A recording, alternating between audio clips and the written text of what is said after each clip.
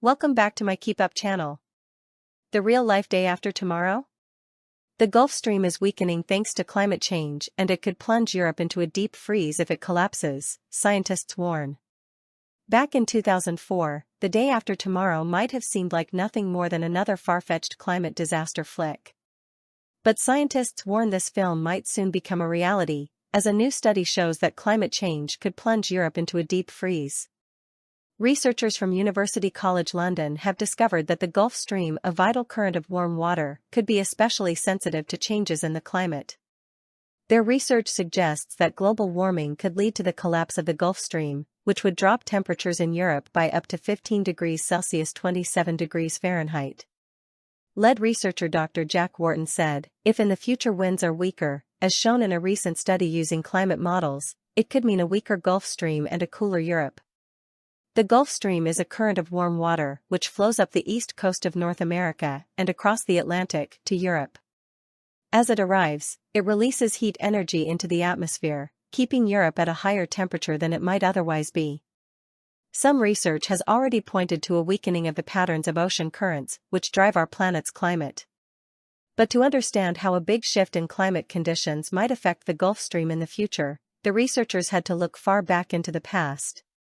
Around 20,000 years ago, the planet was in the grips of the last ice age, which covered much of the northern hemisphere in a thick ice cap.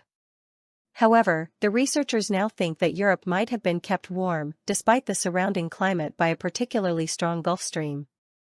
Researchers collected sediment samples from locations all along the coasts of North Carolina and Florida to look for the presence of ancient microorganisms, called foraminifera.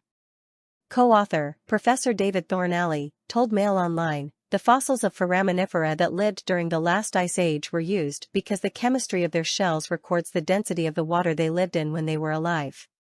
Because Gulf Stream water is very warm, it is less dense than subpolar water, so the researchers could use the density recorded by the shells to work out where the Gulf Stream would have flowed. Since this faster current is able to carry larger pieces of material, the researchers also looked at the different sizes of grains and sediment to work out its speed. Using their measurements and some ocean physics, the researchers calculated that the Gulf Stream was twice as deep and twice as fast as it is today." Dr. Wharton says, "We found that during the last ice age, the Gulf Stream was much stronger because of stronger winds across the subtropical North Atlantic. As a result, the Gulf Stream was still moving lots of heat northwards, despite the rest of the planet being far colder." These findings have worrying implications for our future as they suggest the strength of the Gulf Stream is dependent on factors in the climate. Professor Thornalley told Mail Online, "The ocean moves vast amounts of heat around the globe, equivalent to the energy from millions of power stations. Changing the strength of ocean currents can therefore alter how much heat goes where. This alters our climate, and on shorter timescales our weather." The Gulf Stream itself is just one part of the Atlantic Meridional Overturning Circulation, AMOC, a vast network of currents which pump hot water around the globe. Although it is often described as a conveyor belt, Professor Thornalley says it is better to think of AMOC as a series of interconnected loops. He adds, "There is the subtropical loop, that the Gulf Stream is part of, and a subpolar loop, which carries heat further northwards into the Arctic. During the last ice age, our findings show that the subtropical loop was stronger than it is today, whereas the subpolar loop is thought to have been weaker. One of the biggest concerns is that warming global temperatures will disrupt the engine which drives that subtropical loop. As ocean water meets ice around Greenland in the subpolar North Atlantic, it rapidly cools, becoming extremely dense and salty. This causes the water to plunge downwards, pulling hot water in behind it and creating a vast circulation pattern. But as freshwater from Greenland's ice sheet melts, it is diluting these cold salty waters and making them less dense.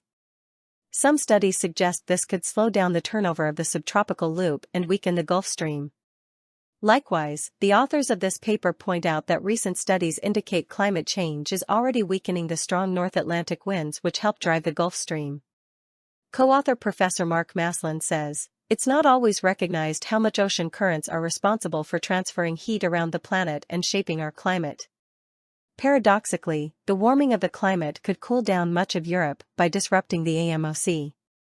Although the researchers say they cannot be sure how much of an impact this will have, In the unlikely event of the Gulf Stream's complete collapse, temperatures could fall between 10 to 15 degrees Celsius, 18 to 27 degrees Fahrenheit, in Europe.